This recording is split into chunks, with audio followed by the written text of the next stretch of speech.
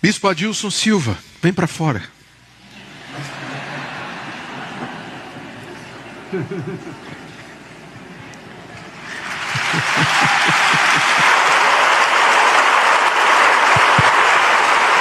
Bom dia.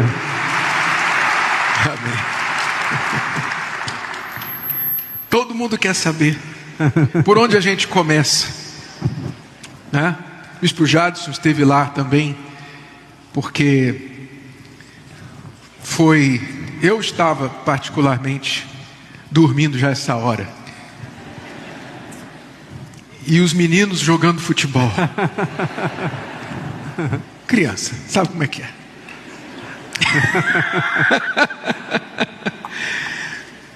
Mas foi 00:05, 00:04, mais ou menos, que quando ele caiu no campo de futebol. Mais ou menos isso, 00:03, 00:04.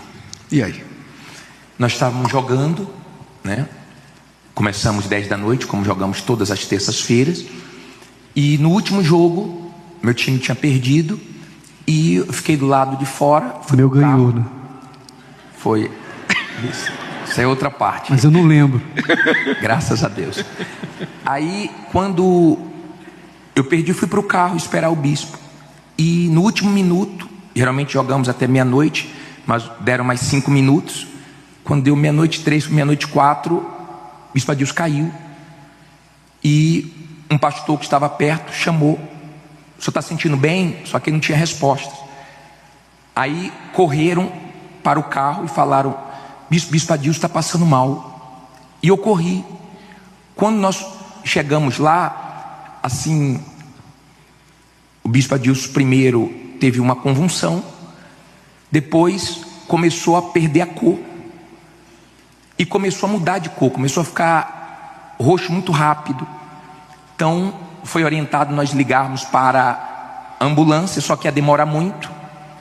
E nós não sabíamos onde tinha um hospital mais perto. E naquela agitação, nós falamos: vamos colocar no carro e vamos levar. Quando falamos vamos levar, colocar o carro aqui dentro do campo, uma pessoa que não é da igreja ouviu, e nós pegamos o carro e saímos.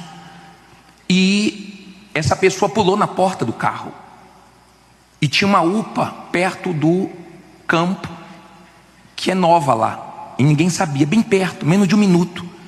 E o rapaz foi do lado de fora. O Lucas, filho do bispo, estava no banco da frente, eu mais um pastor no banco de trás. E não tinha nenhuma resposta, a gente orando, todo mundo orando. Jesus não deixa ele ir, não leva ele, tenha misericórdia, age aqui, todo mundo orando.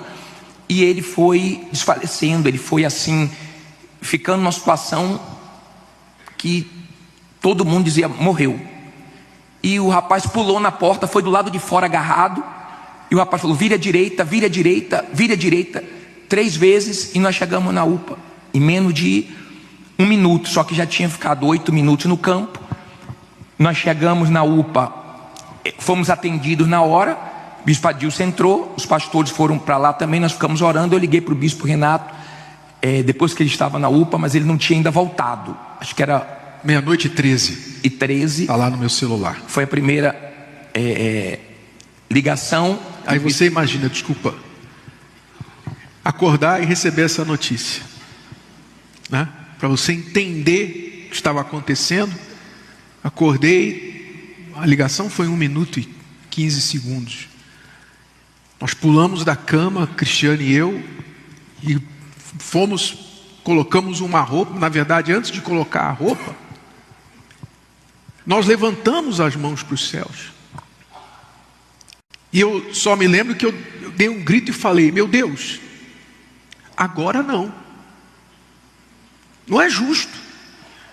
Nós temos tão poucos servos, tão poucos pastores, e o Senhor vai levar um pastor, um servo do Senhor, que é um braço direito, uma perna. Todos os pastores têm valor, não tenha dúvida, mas alguns a gente conta mais do que outros. É assim. Então eu só lembro que eu gritei e falei: meu Deus, agora não. Não é justo isso. E determinamos: traga ele de volta à vida. Porque quando ele ligou, eles tinham acabado de chegar na UPA, estavam lá tentando ressuscitar. Botamos a roupa, pegamos o carro e fomos para lá. Chegamos em mais ou menos 10 minutos. Mas no caminho, o bispo Jadson me liga de novo. O que tinha acontecido? Os médicos o médico ficou junto com a equipe tentando reanimar. Primeiro deu a massagem, depois o choque, e não deixou nós ficarmos lá dentro. Acho que só o filho do bispo ficou lá dentro. Nós ficamos orando, e aquele 1 minuto parece 10, aquele minuto parece uma eternidade. E nós ficávamos perguntando: e agora? Algum sinal? Já aconteceu alguma coisa? Aí viu a enfermeira: não, até agora não voltou, ele não voltou. Quer dizer, se ele não voltou é porque ele morreu, né? Como o doutor falou, não tinha sinal nenhum. E depois de 8 minutos mais ou menos, eu estava no caminho, foi a notícia mais aguardada, né, que chegou. Ele voltou. Foi aí que agradecemos a Deus. Eu liguei para o senhor na hora, falei: bispo, ele voltou. O senhor estava chegando lá. Chegamos lá e eu não sei os procedimentos que eles fazem, deram adrenalina e tal, respiração, enfim. Mas era uma UPA, tinha que ser levado urgentemente para o hospital. Cadê que a ambulância chegava? Foi sair da UPA, era 3 e quase 4 da manhã. Quase 4 da manhã. Quase 4 da manhã foi sair da UPA. Mas graças a Deus pela UPA, viu? Graças a Deus pelo doutor Dino ali, que foi o primeiro que falou. Fez um excelente trabalho. As mãos de Deus naturalmente usaram as mãos dele e da equipe que ali estava. Porque, como vocês ouviram os médicos falarem, não é normal o que aconteceu com ele. Não é normal. Não apenas ele ter voltado, como ter voltado sem sequelas, depois de 16 minutos, sem batimento cardíaco e sem oxigenação. Bom, aí entra a sua parte. Eu lembro, eu acho que menos de 50% de tudo que aconteceu. Eu me lembro, a primeira memória que eu tenho foi quando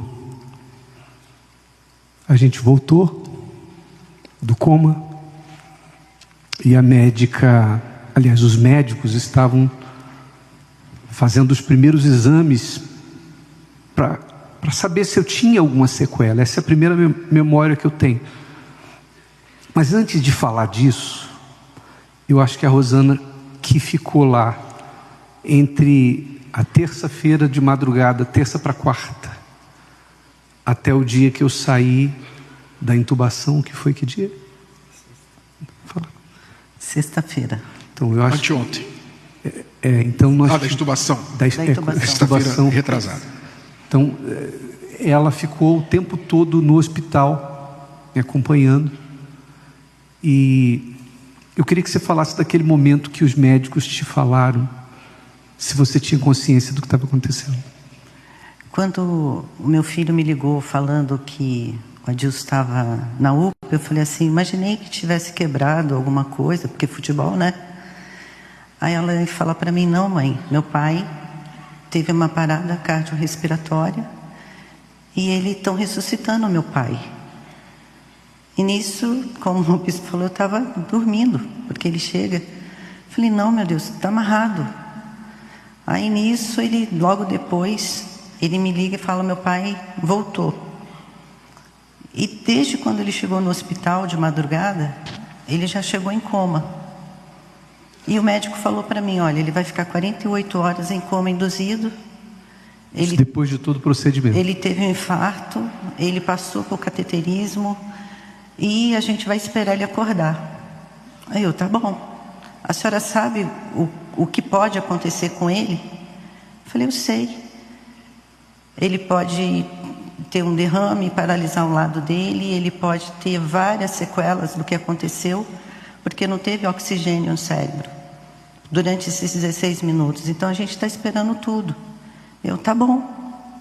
Então os médicos falavam e eu ia para os pés do Senhor Jesus, cobrando de Deus isso. Eu ouvia, mas eu clamava a Deus: Deus, eu não aceito sequelas. E várias vezes. E quando ele foi tirado do coma, todos os médicos, tinham vários médicos em volta dele. E ele foi acordando. Aí a neuro estava lá. Aí, seu Adilson, aperta a minha mão. Ele apertou. Do lado direito, do lado esquerdo. Levanta a sua perna direita. Ele levantou. Levanta a sua perna esquerda. Ele levantou.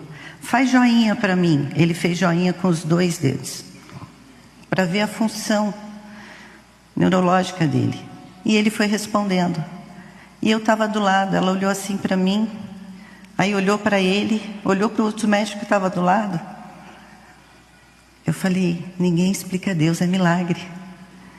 Então, nesse momento, e eu lembro que eu perguntei para ele assim, teve um momento que eu falei assim, quem eu sou?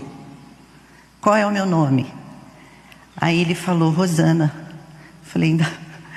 Aí depois eu pedi para ele falar também, meu filho estava do meu lado. Quem é esse?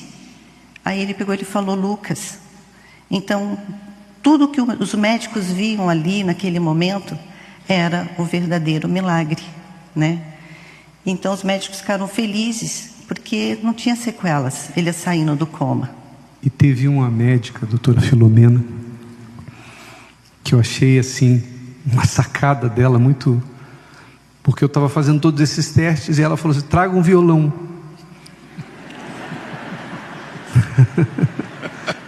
Realmente, eu acho que não tinha teste mais confiável, porque música é matemática, música é memória, para fazer coordenação motora, para você fazer os acordes no violão você precisa de coordenação motora. E aí chegou o violão. E eu lembro da gente cantar 2 canções, tocar 2 canções. Então ali foi como se tivesse ficado provado que não tinha nenhuma sequela. Eu, assim, quando ele fez, a doutora falou, traz o violão, eu falei, não, ela está brincando comigo. Como que ele vai tocar? Ele ainda estava na UTI, cheio de aparelhos. Então foram tirando os aparelhos dele, olha, não precisa disso. Não, e teve complicações nesse momento dentro da UTI. E quando ela falou, traz o violão, eu falei, tá bom. Ela insistiu tanto e trouxeram. Aí nisso, deu o violão para ele, tem ainda até vídeo e foto, mostrando esse momento, ele tocando e ele cantando. E não errou a letra da música, não perdeu o tempo da música, foi tudo assim, milagre. Fato é isso, milagre. O nosso Deus é esse Deus, né? Agora, se o senhor me permite, eu acho que todo mundo tem a curiosidade para saber onde eu fui. O que eu vi e o que eu ouvi nesses 16 minutos em que estive morto. E eu vou dizer para vocês, eu não vi nada. Nada. E se vi, não lembro. Porque se eu não tenho memória do futebol e de coisas que aconteceram depois, imagine do que aconteceu. Se vi, não lembro, mas se alguém esperar, eu sei que tem gente que tem experiência semelhante e relata que viu anjos, demônios, o céu. Não vi. Mas o que eu queria falar para você, vou até pegar aqui o papel porque as passagens bíblicas estão aqui. O que eu queria falar para você é o seguinte: o que eu vi, isso é o que eu vi, mas eu não vi enquanto eu estive em coma. Eu vi, ou eu refleti, quando eu voltei do coma. Aliás, quando eu tive consciência, porque quando eu voltei do coma, tem muitas coisas que eu ainda não lembro. Eu sei porque me contam. Mas, dias antes disso tudo acontecer, eu e a Rosana firmamos um propósito de oração.